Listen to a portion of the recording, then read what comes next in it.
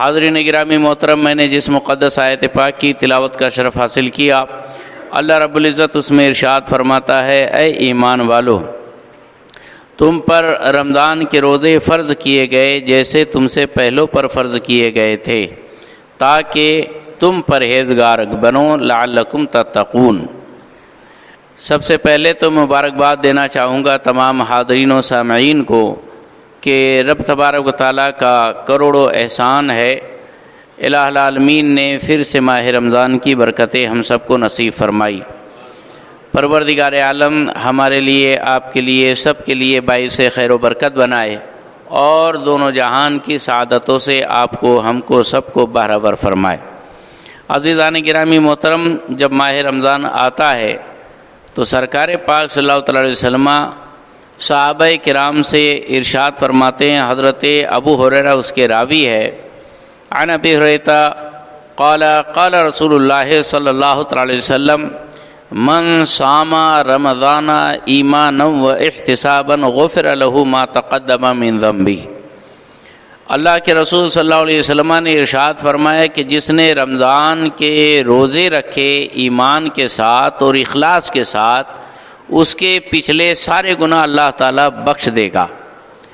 پھر اللہ کے رسول صلی اللہ علیہ وسلم مزید ارشاد فرماتے، ومن قام رمضان ایمانا و احتسابا غفر له ما تقدم من ذنبہ، کہ جو کوئی رمضان کے مہینے میں عبادت کرے گا، نماز پڑھے گا، قیام کرے گا اخلاص اور ایمان کے ساتھ، تو اللہ تبارک و تعالیٰ اس کے پچھلے سارے گناہ بخش دے گا۔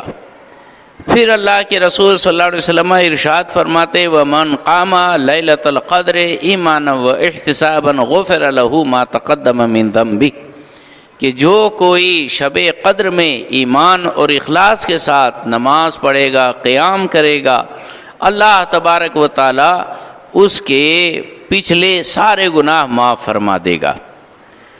تو اس میں بشارتیں بھی ہے، بلکہ اللہ کے رسول صلی اللہ علیہ وسلم نے مزید ارشاد فرمایا کہ جنت کے 8 دروازے ہیں، اس میں سے ایک دروازے کا نام ریان ہے، جس سے صرف رمضان کے روزے دار ہی داخلہ کریں گے اور داخل ہوں گے، جنت میں جائیں گے۔ ان للجنت باب یقال له الریان لا يدخلها الا الصائمون فی شہر رمضان۔ جنت کے دروازوں میں ایک دروازہ ریان بھی ہے، جس سے رمضان کے روزے رکھنے والے لوگ داخل ہوں گے جنت کے اندر۔ آقا حضور پاک صلی اللہ علیہ وسلم نے ارشاد فرمایا کہ اذا دخل رمضان، کہ رمضان شریف جب آتا ہے، صفدت الشیاطین، شیطانوں کو قید کر لیا جاتا ہے، اور فتحت ابواب الجنہ، جنت کے سارے دروازے کھول دیے جاتے ہیں، غلقت ابواب النار، جہنم کے سارے دروازے بند کر دیے جاتے۔ اور رب تبارک و تعالیٰ کا کرم دیکھیے کہ الہ العالمین رمضان شریف کے ہر رات بے شمار گنہگاروں کو جہنم سے آزاد فرماتا ہے، اور جب جمعہ آتا ہے تو جمعہ کی ہر گھڑی بے حساب، بے گنتی، بے شمار بندوں کو جو کہ جہنمی بن چکے تھے، جن کے لیے جہنم واجب ہو چکی تھی، ایسوں کو جہنم سے آزاد فرماتا ہے۔ رمضان شریف کے اندر اللہ کے رسول صلی اللہ علیہ وسلم بہت زیادہ خیرات کیا کرتے تھے، سخاوت فرمایا کرتے تھے۔ حضور تو ایسے ہی سخی تھے ہی، لیکن رمضان شریف میں آپ کی سخاوت کی بات ہی نرالی ہوتی تھی۔ حضور پاک صلی اللہ علیہ وسلم نے مزید یہ بھی فرمایا کہ رمضان شریف اور قرآن شریف اللہ کی بارگاہ میں سفارش کریں گے، شفاعت کریں گے بندے کے لیے۔ رمضان شریف کہے گا، یا اللہ، میں نے اس بندے کو دن میں کھانے پینے اور نفسانی خواہشات سے روکے رکھا، اس لیے میری شفاعت اور میری سفارش اس کے حق میں قبول فرما کر اس کو جہنم سے آزاد کر کے جنت عطا فرما۔ تو قرآن شریف بھی عرض کرے گا، میرے مولا، اس کو میں نے رات میں سونے سے روک رکھا اور اس نے میرے لیے اپنے آرام دہ بستر کو چھوڑا، چین سکون کی نیند کو ترک کیا، شب بیداری کی، قرآن کی تلاوت کی، میں نے اس کو سونے سے مشغول رکھا، اس لیے تو میری شفاعت اور میری سفارش اس کے حق میں قبول فرماتے ہوئے اس کو جہنم سے آزاد فرما کر جنت کا دھنی بنا۔ رب تبارک و تعالی رمضان اور قرآن دونوں کی شفاعت اور سفارش قبول فرما کر بندے کو جہنم سے آزاد فرمائے گا۔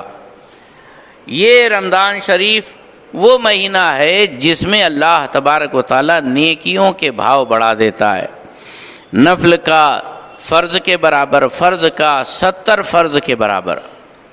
اللہ تبارک و تعالی اس میں انسان کے روزی رزق میں بھی برکتیں عطا فرماتا ہے۔ عام مہینوں میں جو خرچ ہوتا ہوگا اس سے بڑھ کر اخراجات ہوتے ہیں، لیکن اللہ تبارک و تعالیٰ اتنا رزق بھی عطا فرما دیتا ہے۔ الہ العالمین پاک پروردگار عالم وہ شان والا ہے کہ اس ماہ مبارک میں بندوں کو نیکی کا جذبہ بھی عطا فرماتا ہے، اور خود انسان اپنے طور پر نیکیاں کرنے لگتا ہے۔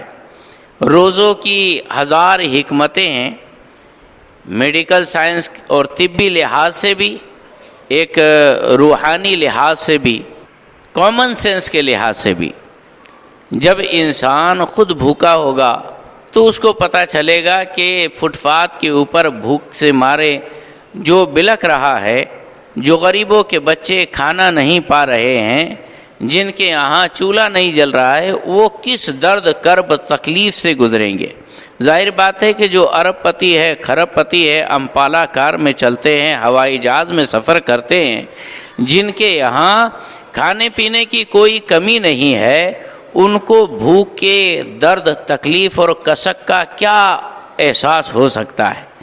لیکن خاص جو ایک ہوتا ہے علم الیقین، دوسرا ہوتا ہے عین الیقین، تیسرا ہوتا ہے حق الیقین۔ علم الیقین کے انسان صاحب کسی چیز سے پڑھا کر معلومات حاصل کر لے، وہ ہے علم الیقین۔ عین الیقین وہ ہے کہ باقاعدہ آنکھوں سے آپ نے دیکھا کہ مرڈر ہوا ہے، اور کتنی سراسیمگی اور کیسی دہشت اور وحشت ہے، یہ آپ نے آنکھوں سے دیکھا۔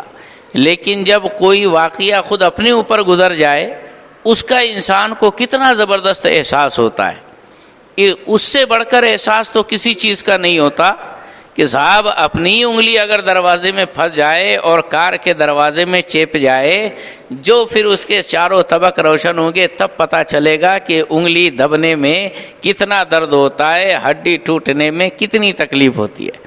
یہ ہوا حق الیقین۔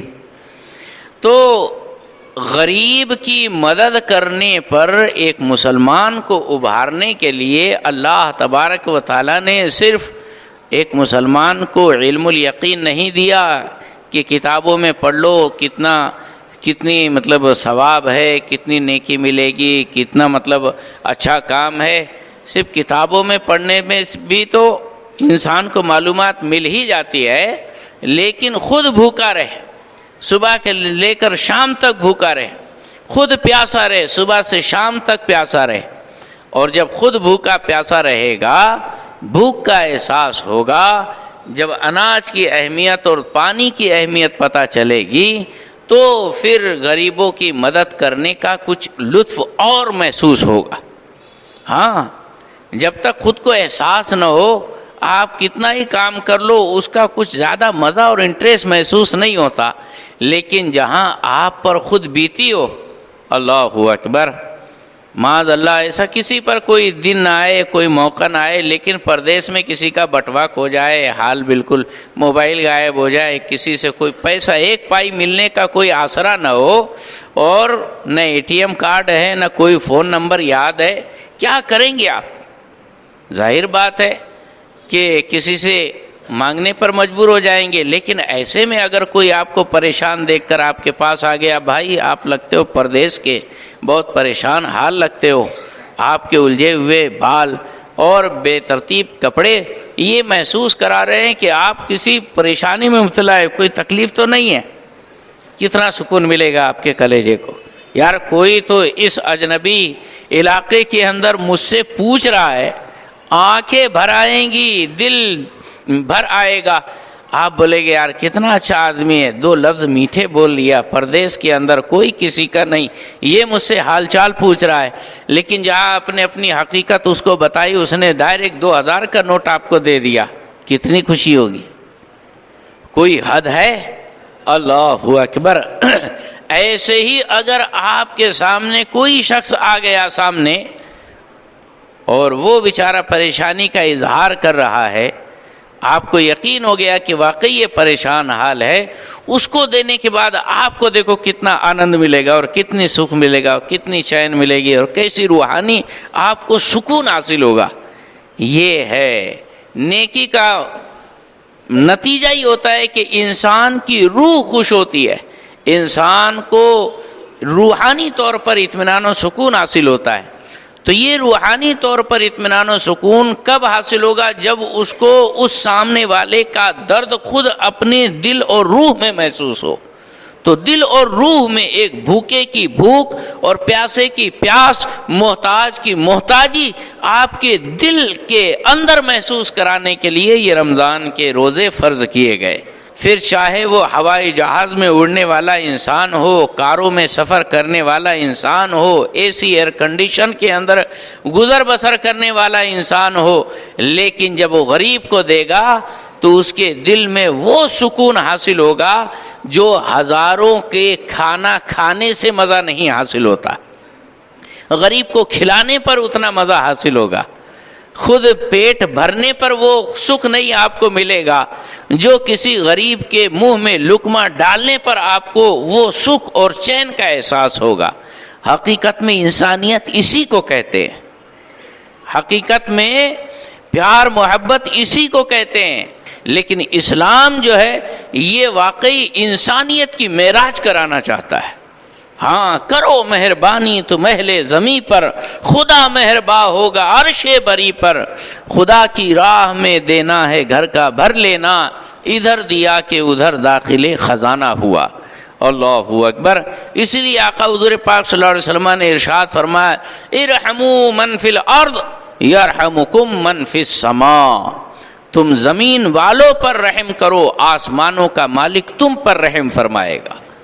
یہ اسلام سراپا رحمت والا دین ہے. آپ دیکھتے ہوں گے رمضان شریف آیا نہیں کہ کتنے مانگنے والے آ جاتے ہیں، سوال کرنے والے آ جاتے ہیں. صحیح تو صحیح، غلط بھی بہت زیادہ آ جاتے ہیں.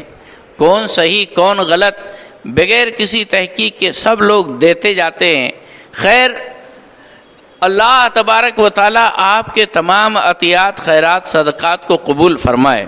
لیکن سب سے پہلا حق کس کا ہے اس کو بھی دھیان میں رکھو. ہاں آپ نعمتوں میں رہیں اور آپ کا پڑوسی بھوکا ہو، آپ کے محلے میں کوئی بھوکا رہ جائے، آپ سے اس کی پوچھ گچھ ہوگی. آپ ارب پتی ہو کھرب پتی ہو، لیکن آپ کے بھانجے بھتیجے بھتیجیاں یہ جو ہے گلی محلے کے اندر گھروں میں برتن پوچھا کرنے پر مجبور ہو جائے تو پھر آپ سے پوچھ گچھ ہوگی. جوان بھتیجی جوان بھانجی کیوں آخر دوسروں کے یہاں کام پر گئی، تیرے لکھ پتی کروڑ پتی ہونے کا کیا فائدہ. لہذا سب سے پہلے خیش بعد میں درویش، چاہے جو ہو جائے سب سے پہلا حقدار آپ کا اپنا بھائی ہے، آپ کی اپنی بہن ہے، آپ کے اپنے بھانجے ہیں، آپ کے اپنے بھتیجے ہیں، آپ کے اپنے خاندان والے ہیں، آپ کے اپنے گلی محلے والے ہیں، آپ کے اپنے شہر والے ہیں، اور پھر اس کے بعد دنیا جہان میں آپ بانٹو. اگر اتنا کچھ ہے کہ سب کو دینے کے بعد بچ گیا تو بانٹتے پھرو، پوری دنیا میں بانٹو، کوئی روکتا نہیں ہے. لیکن پہلے جس کا حق ہے اس کو دو. کس کو دیا جائے؟ صاحب دیکھیے اولاد کو نہیں دے سکتے، نسل کو نہیں دے سکتے اور اصل کو نہیں دے سکتے. زکوٰۃ جو دینا ہے اپنی نسل کو نہیں دیا جا سکتا ہے، بیٹے کو نہیں دیں گے، بیٹی کو نہیں دیں گے، اپنے خون جو ہے خونی رشتہ. اور ویسے ہی پوتا پوتی کو نہیں دیں گے، بیٹے کی اولاد. نواسا نواسی کو نہیں دیں گے، بیٹی کی اولاد، یہ ہماری نسل ہے، اس کو نہیں دیں گے۔ کیوں؟ اس لیے کہ وہ تو ہماری ہی سمپتی ہے، ان کا پیسہ ہمارا پیسہ ہے۔ ہاں، اذهب انت ومالک لابیک، حضور نے فرمایا کہ جا بھاگ یہاں سے، تو بھی اور تیرا سارا مال تیرے باپ کا ہے۔ لہذا باپ اپنی اولاد کے مال کا پورا حقدار ہوتا ہے، لہذا باپ اپنی اولاد کو زکوٰۃ نہیں دے سکتا، اور اولاد بھی اپنے باپ کو زکوٰۃ نہیں دے سکتی، کیونکہ باپ کا مال بھی اولاد ہی کا مال ہوتا ہے۔ اس لیے نہ باپ کو دیں گے، نہ ماں کو دیں گے، نہ باپ کے باپ دادا کو دیں گے، نہ دادی کو دیں گے، نہ ماں کی ماں نانی کو دیں گے، نہ نانا کو دیں گے۔ یہ سارے اصول ہو گئے۔ اصول و فروع کو چھوڑ کر باقی جتنے رشتہ دار ہیں، جبکہ وہ سید نہ ہو، صاحب نصاب نہ ہو، تو ان کو زکوٰۃ دی جا سکتی ہے، بلکہ ان کو زکوٰۃ پہلے دینا چاہیے۔ اگر بھائی صاحب نصاب نہیں ہے، زکوٰۃ کا حقدار ہے، لینے کا حقدار ہے، محتاج ہے، غریب ہے، تو سب سے پہلے بھائی کو دو، سب سے پہلے بہن کو دو۔ بھائی بہن کو دیا جا سکتا ہے، بھائی بہن کی اولاد یعنی بھانجے بھانجی، بھتیجا بھتیجی، ان کی اولاد، ان کو دیا جا سکتا ہے، ان کو دو۔ ہاں، سوال ہوتا ہے، بولے ارے وہ کیا ہے کہ بیٹے کا انتقال ہو گیا، بہو بیوہ ہے، تو بہو بیوہ کو زکوٰۃ دے سکتے کہ نہیں؟ بہو کو تو دیا جا سکتا ہے جو آپ کی کفالت میں نہ ہو، لیکن یہ بھی کون سی بات ہوئی؟ ارے صاحب، بہو کھلائے گی کس کو؟ تیرے ہی پوتا پاتی کو تو کھلائے گی، تھوڑی تو لاج لگنا چاہیے۔ یعنی اتنی کنجوسی، اولاد کو بھی دے رہا ہے تو زکوٰۃ میں سے بالکل گندا مال دے گا، مال کا میل دے گا۔ ارے نہیں بیٹا رہا، بیٹے کی آنکھوں کے تارے ہیں، بیٹے کی نسل ہے، پوتا پاتی ہے، بھلے ہی بیوہ کیا کہتے ہیں بہو الگ رہتی ہے، دیا جا سکتا ہے بہو کو، جبکہ وہ آپ کی کفالت میں ہو نہ ہو، اس کا کھانا خرچہ آپ نہیں چلا رہے ہو، الگ رہتی ہے، اس کو دیا جا سکتا ہے۔ لیکن ارے کچھ اور دوسرا بھی تو سوچو، جہاں دینے کے بھلتے ہی جگہ کچھ دماغ لگاتے ہیں، اتنا کنجوسی کریں گے کہ اس کی بھی کوئی حد نہیں، اور سخاوت پر آئیں گے تو خود ہی لٹ جائیں گے، لوٹا ڈالیں گے۔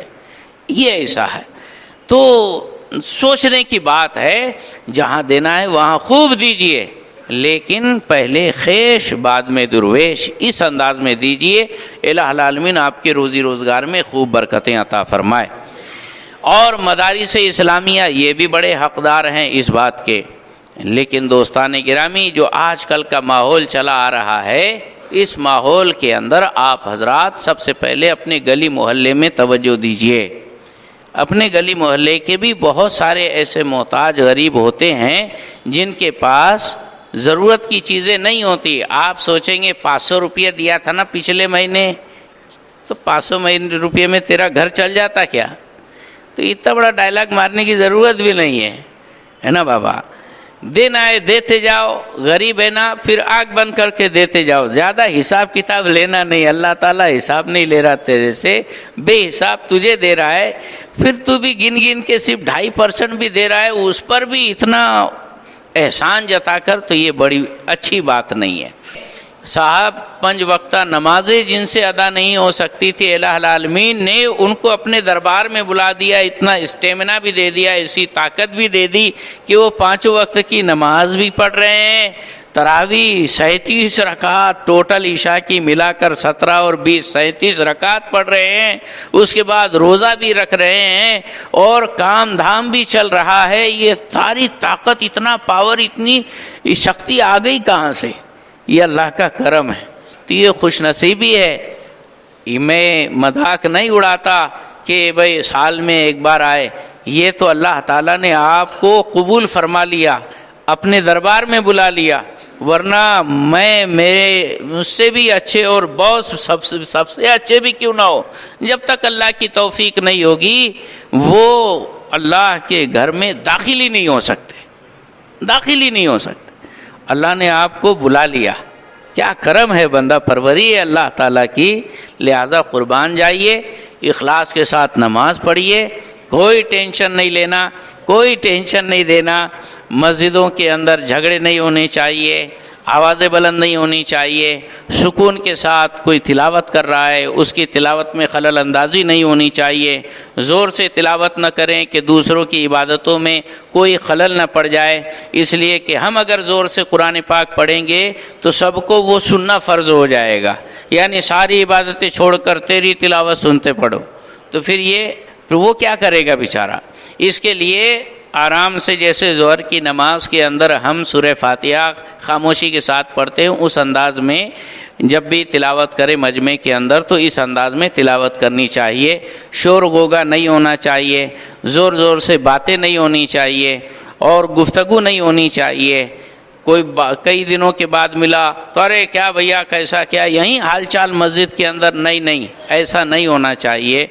ایسا بھی نہیں کہ بھئی میں آ گیا سب کو پتہ چل جائے، ہاں بھائی حاجی صاحب آ گئے، ہاں بھائی فلاں صاحب آ گئے، نہیں، ایسا جتانے کی بھی ضرورت نہیں، خاموشی سے آؤ، اللہ تعالیٰ سب جانتا ہے کون آیا، کون گیا، کون نہیں آیا، کون نہیں آیا گیا، لہذا شور شرابہ نہ ہو، شانتی مئے ماحول بنا کر رکھے، بالکل سکون و اطمینان کے ساتھ اللہ تبارک و تعالیٰ کی بارگاہ میں عبادتیں پیش کیجئے۔ الہ العالمین آپ کی ہماری سب کی عبادتوں کو اخلاص سے بھرپور بنائے اور اپنی بارگاہ میں قبول بھی فرما لے، اس لیے کہ ہم عبادت کر لیے ہماری اوقات ہی نہیں، اللہ تعالیٰ چاہے تو ہم عبادت کر پائیں گے۔ الہ العالمین ہمیں عبادتوں کی توفیق عطا فرمائے، پورے ہندوستان بلکہ سارے جہان میں امن، امان، چین، سکھ، شانتی کا ماحول عطا فرمائے، سبھی کی تکلیفیں دور فرما کر سعادت دارین سے سرفراز فرمائے۔